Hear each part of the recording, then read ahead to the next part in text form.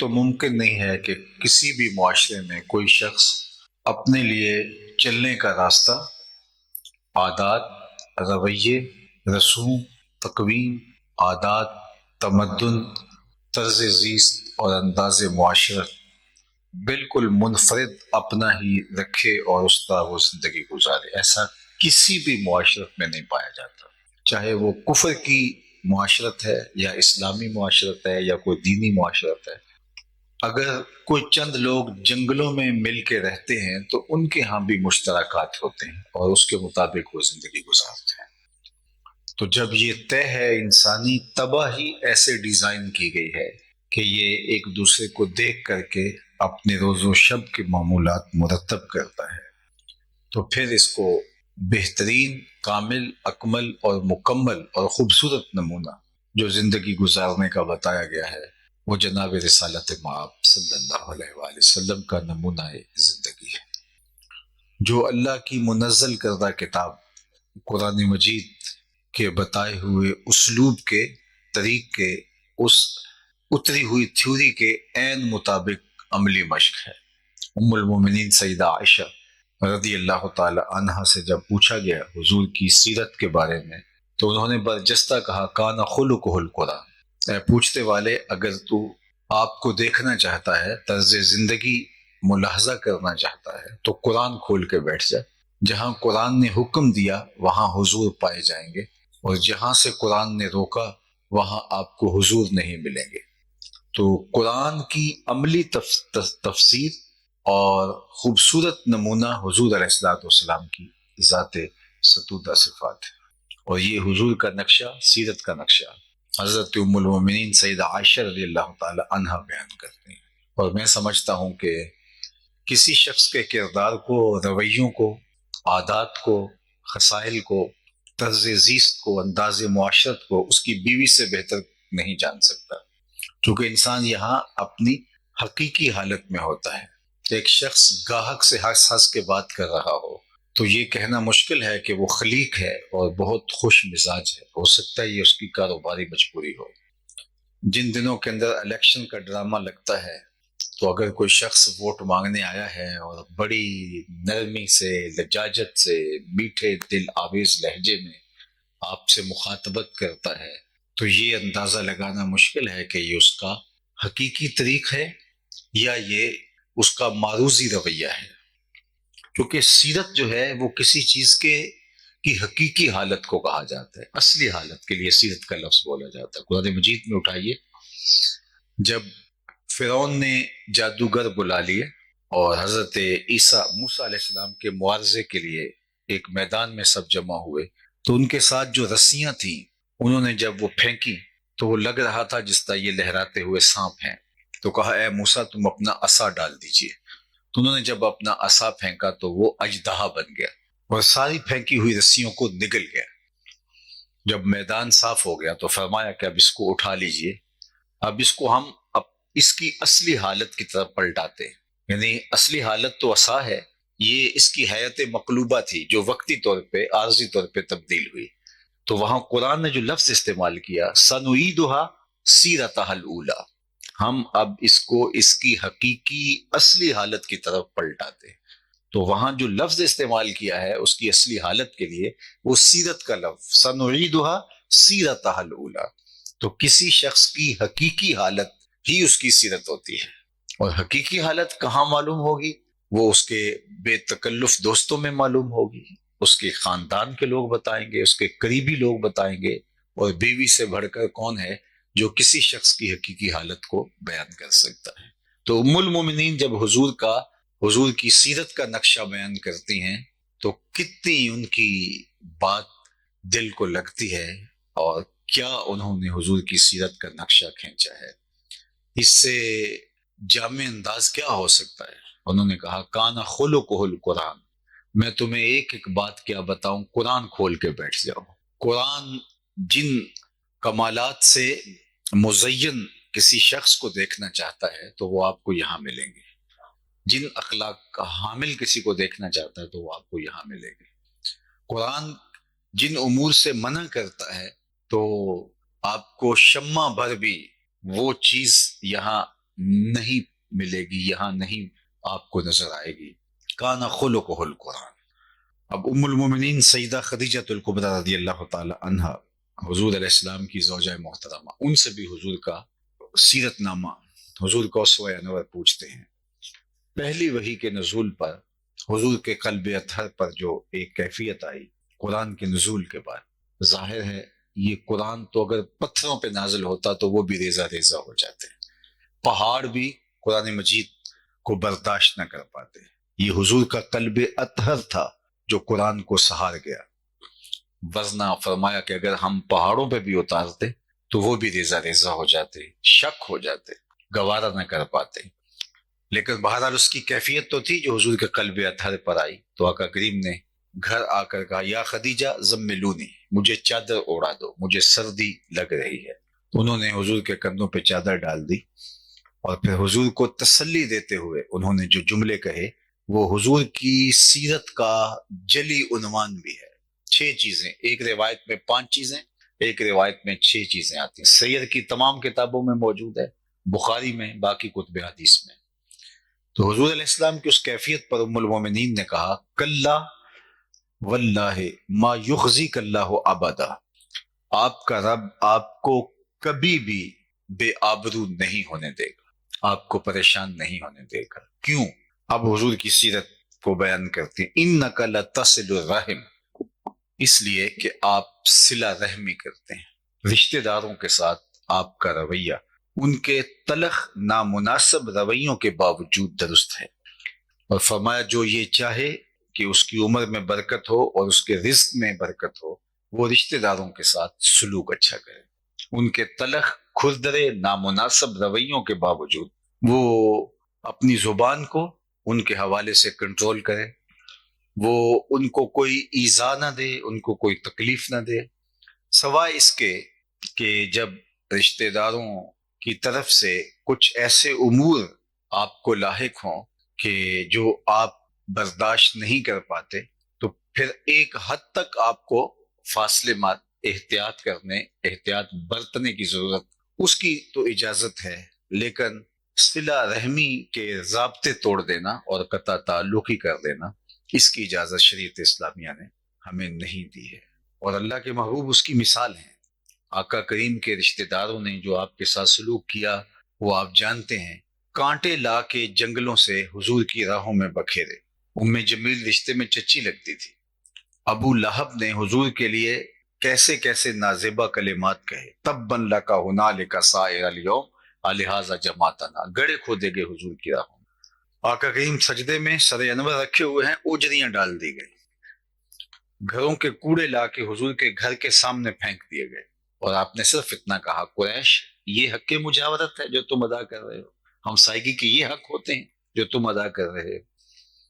لیکن اب دیکھیے یہاں حسن سلوک کا رنگ، کہ جب حضور فاتح بن کے مکہ المکرمہ میں داخل ہوئے تو یہ سارے تھر تھر کانپ رہے تھے کہ آج گردنیں اتریں گی۔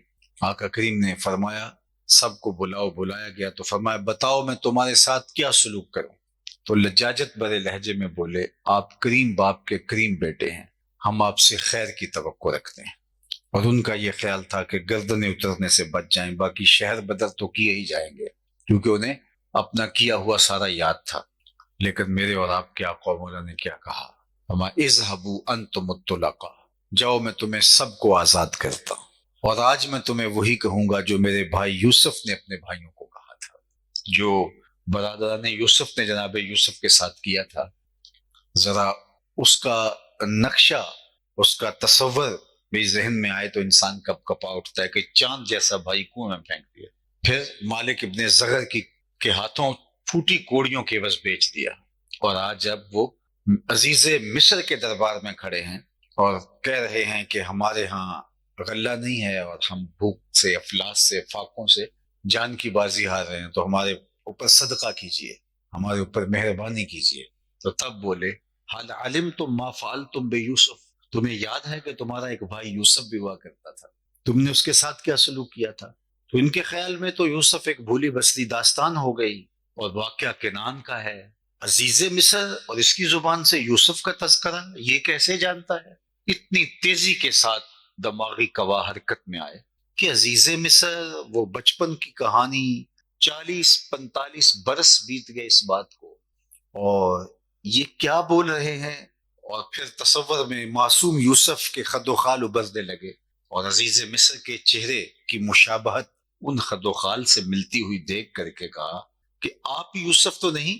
کالا انا یوسف، ہاں میں ہی یوسف ہوں۔ اب حضرت یوسف پردہ گرا کے چلے جاتے، اور ہیجان کے اندر جو بھائی مبتلا ہوتے وہ ہیجان جان لیوا ہوتا۔ لیکن اب حضرت یوسف علیہ السلام نے کہا، جب عزیز مصر کے روپ میں کھڑے اور کہا میں ہی یوسف ہوں، اور یہ وہی تھے جنہوں نے اسی پاکیزہ وجود کو کنویں میں پھینکا تھا، اور آج یہ مصر کے تخت پہ بیٹھے ہیں اور بھائی سوالی بن کے حاضر ہیں۔ اور جب یہ ساری کہانی تشت ازبام ہوتی ہے اور انہیں سمجھ آتی ہے یہ تو جسے کنویں میں پھینکا تھا وہ یہاں کھڑا ہے، تو اب ان کے اوپر کیا کیفیت گزری ہوگی؟ ان کو کوئی سزا نہ دی جاتی، صرف تھوڑا انتظار کروا لیا جاتا تو جان لیوا ثابت ہوتا۔ اس ہیجان انگیز لمحوں کو تھوڑی سی طوالت دے دی جاتی تو یہ ہارٹ اٹیک سے مر جاتے کہ ہمارے ساتھ اب کیا ہونے والا ہے۔ لیکن کریم یوسف علیہ السلام کا مزاج دیکھیے، آپ نے کہا کہ میں تمہارے لیے اللہ سے دعا کرتا ہوں، لا تثریب علیکم الیوم، بے فکر ہو جاؤ، آج تم سے کوئی مواخذہ نہیں کیا جائے گا۔ تو کہا آج میں بھی تمہیں وہی کہتا ہوں جو میرے بھائی یوسف علیہ السلام نے اپنے بھائیوں کو کہا تھا۔ تو یہ حضور کی سیرت کا ایک عنوان ہے جو ام المومنین حضرت خدیجۃ الکبریٰ بیان کرتی، اور یہ برجستہ بیان کیا، ظاہر ہے یہ حضور کی زندگی کا لازمی حصہ تھا، اور انہوں نے اپنی آنکھوں کے ساتھ رشتہ داروں کے ساتھ سلوک کرتے انہیں دیکھا تھا۔ دوسری بات جو ام المومنین نے حضور کے اوصاف کو بیان کرتے ہوئے فرمائی، وَتَحْمِلُ الْكَلَّةَ، اور جس کا کوئی بوجھ اٹھانے والا نہیں آپ اس کا بوجھ اٹھاتے۔ اللہ اکبر! اپنے لیے تو سارے جیتے ہیں، کمال اوروں کے لیے جینا ہے۔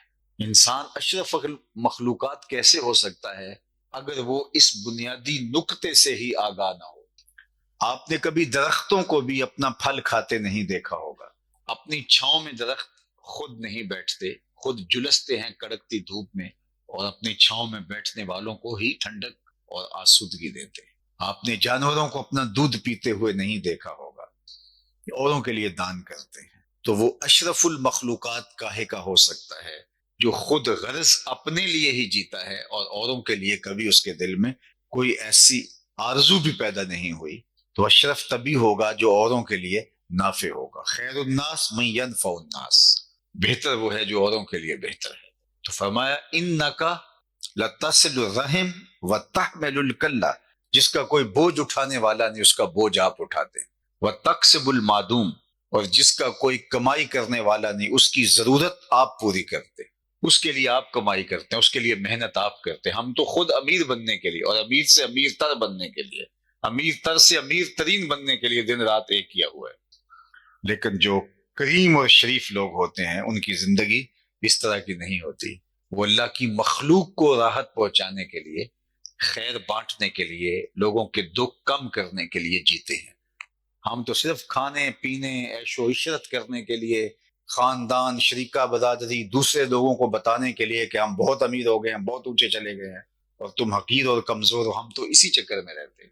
لیکن جو انسانی قدروں سے آگاہ ہیں وہ ہمیشہ اس بات کا التزام رکھتے ہیں کہ اوروں کے لیے جیا جائے۔ اللہ اکبر! علماء نے لکھا کہ رزق کمانے کی 3 نیات ہیں جن کا استحضار ہونا چاہیے۔ اگر ان نیات کے استحضار کے ساتھ رزق حلال کمایا جائے تو وہ عین دین اور عبادت ہے۔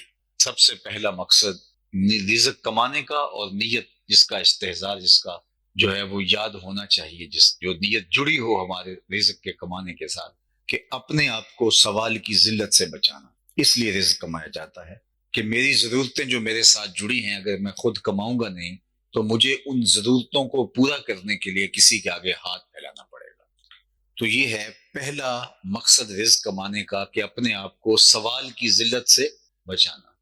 دوسرا مقصد، اللہ مجھے اپنی ضرورت کو پورا کرنے کی توفیق دے تو میرے ساتھ جڑے ہوئے میرے زیر کفالت جو لوگ ہیں، بچے ہیں، بیوی ہے، بوڑھے ماں باپ بھی ہو سکتے ہیں، چھوٹے بہن بھائی بھی ہو سکتے ہیں جو ابھی کمانے کے لائق نہیں ہوئے، تو ان کی ضرورتوں کو پورا کیا جائے۔